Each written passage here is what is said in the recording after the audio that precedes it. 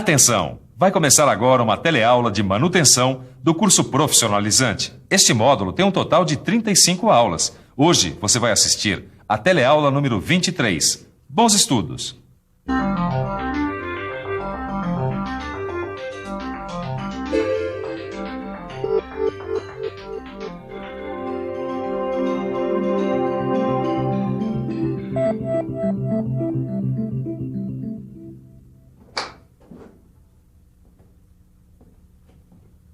Olha a gente aqui outra vez. Depois de ter feito a manutenção nos eixos e na corrente da bicicleta, eu trouxe um outro aparelho aqui, um compressor. É isso mesmo, eu ando muito dedicado à manutenção. E você pode se dedicar também, porque a nossa teleaula já está começando. Na teleaula de hoje, você vai conhecer os tipos de polias, seu funcionamento e sua manutenção. Vai ver também quais são os tipos de correias e como é o trabalho delas. E ainda vai aprender como deve ser feita a manutenção das correias. Eu mesmo costumo fazer a manutenção preventiva das minhas máquinas, as de casa e daqui da oficina. E existem alguns elementos de máquinas que estão em quase todas as máquinas. Na teleaula de hoje, nós vamos ver como é o trabalho e a manutenção de 2 desses elementos de máquinas.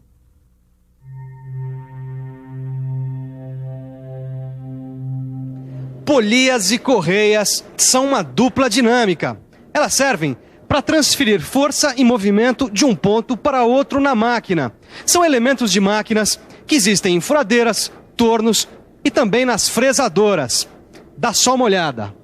Existem polias planas e polias trapezoidais. As trapezoidais são muito usadas em máquinas. Vamos ver como elas trabalham. As polias trapezoidais também são chamadas de polias em V. Este nome vem dessa forma em V, olha, que elas apresentam. As dimensões das polias em V são normalizadas. Veja a tabela que apresenta os elementos normalizados para o dimensionamento das polias em V. As polias são divididas em grupos de acordo com o diâmetro externo. Para cada grupo, existe um ângulo certo do canal, as medidas corretas em milímetros e um perfil padrão da correia.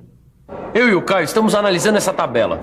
Assim, quando a gente for fazer a manutenção de alguma máquina, já sabe aonde procurar as medidas e não precisa perguntar para Ananias, né? Pô, falar na Ananias, a gente disse que ia passar lá antes de vir pra cá. É mesmo? Bom, então vamos dar um pulinho lá e a gente já volta. Oi, Ananias. Ô, Boa, Ananias. tudo bem, Caio? Dá uma olhada, que coincidência, Caio. Essa tabela que a gente tava vendo agora há pouco. É mesmo? Bom, então você já deve estar sabendo que a gente sempre consulta essa tabela quando vai construir uma polia. Ou então, quando vai verificar se uma polia está dentro dos padrões. E por que você está consultando agora essa tabela? Bom, é o seguinte, esse compressor aqui está com um defeito. E eu preciso verificar se esse defeito não está aqui nessa polia. Que tipo de problema poderia ter essa polia aí, hein? Bom, ela pode estar com problema nas medidas. Vocês querem me ajudar a verificar? Claro, vamos lá. Opa.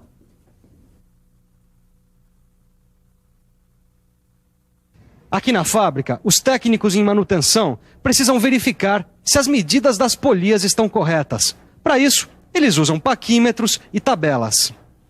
Pela minha experiência em compressores desse tamanho, o perfil padrão da correia é A. Caio, confere aí na tabela os valores relacionados ao perfil A. Bom, o diâmetro externo da polia tem que estar entre 75 e 120 milímetros. O diâmetro externo, confere. Isso aí. E agora é o ângulo do canal, certo? Certo, mas se é ângulo, eu vou ter que usar o gabarito. Tá bom, o ângulo é 34 graus. 34 graus, confere. Joia.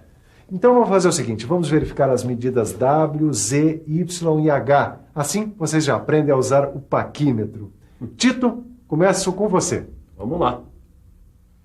Quando o canal se desgasta, a correia se desgasta. E aí a gente precisa trocar a polia.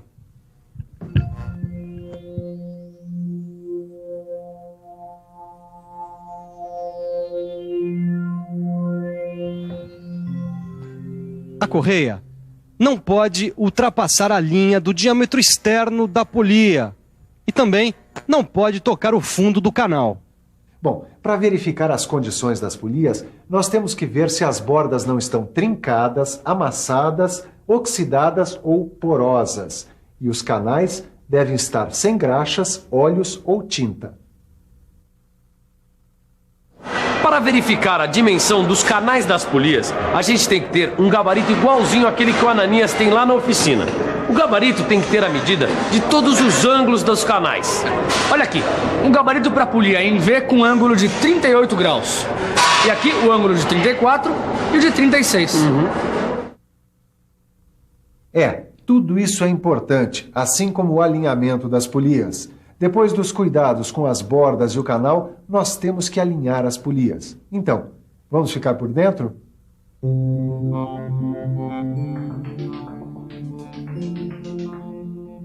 Para fazer o alinhamento das polias, temos que usar uma régua paralela.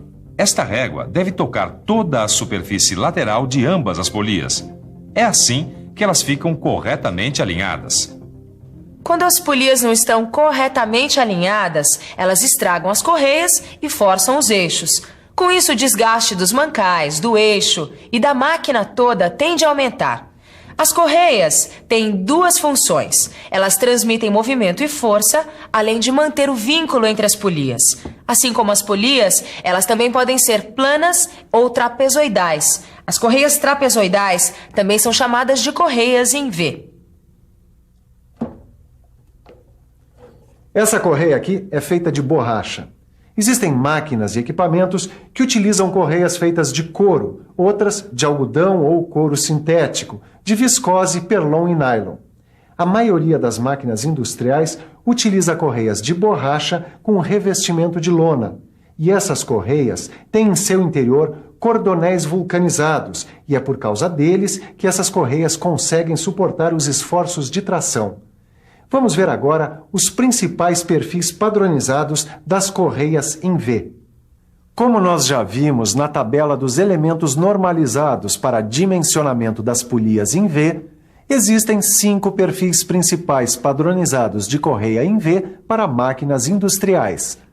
O perfil A e B são para transmissões leves, o C para médias, o D para mais pesadas e o E para transmissões mais pesadas ainda.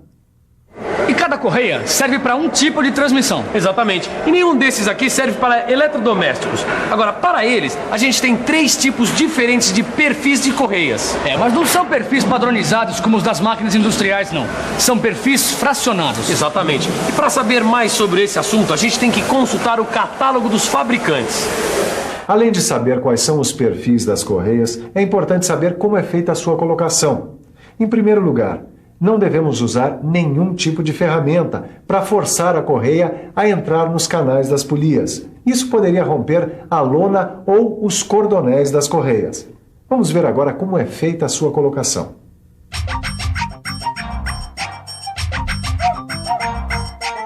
A polia móvel deve ser aproximada da fixa. Assim podemos colocar a correia sem nenhum perigo de danificá-la. Depois que as correias estão montadas nos canais da polia, devemos sempre deixar o lado frouxo delas para cima ou para baixo. O lado frouxo da correia deve ficar para cima ou para baixo. Assim ela fica uniforme para podermos fazer o tensionamento. Para fazer o tensionamento das correias, é preciso saber que a tensão ideal é a mais baixa possível. É claro que não pode ocorrer deslizamento, mesmo com os picos de carga. A tensão baixa demais provoca deslizamento e muito calor. Isso pode estragar as correias. E a tensão alta reduz a vida útil das correias e dos rolamentos dos eixos das polias. Vamos ver como é o tensionamento certo das correias.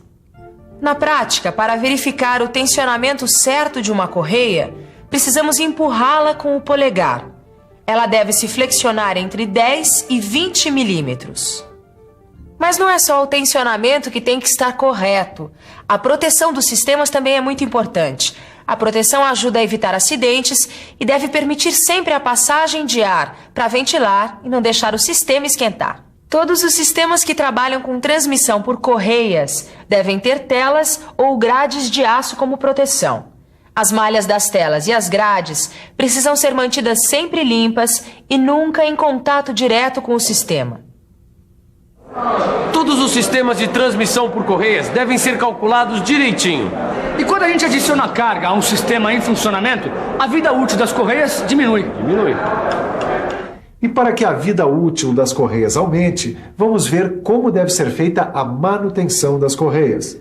A primeira recomendação é a de sempre, a limpeza. Devemos manter as correias sempre limpas.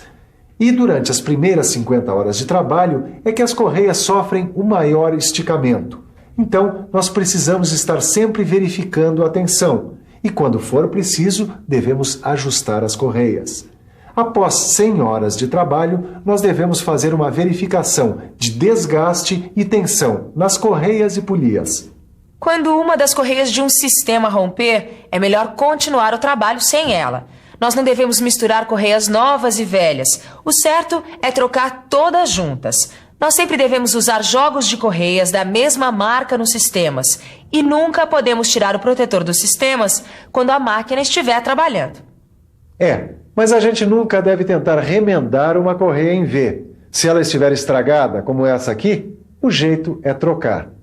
E vamos agora revisar tudo o que nós aprendemos nessa teleaula de hoje. E atenção, se liga aí que é a hora da revisão. Na teleaula de hoje, você conheceu a tabela dos elementos normalizados para dimensionamento das polias em V. Você aprendeu quais são os cuidados e como deve ser feito o alinhamento das polias. E você viu também como deve ser a colocação, o tensionamento e a manutenção das correias. O negócio agora é estudar direitinho tudo o que a gente viu. E fazer todos os exercícios do seu livro de estudos. Porque afinal, esse foi só o começo de polias e correias. Até a próxima teleaula.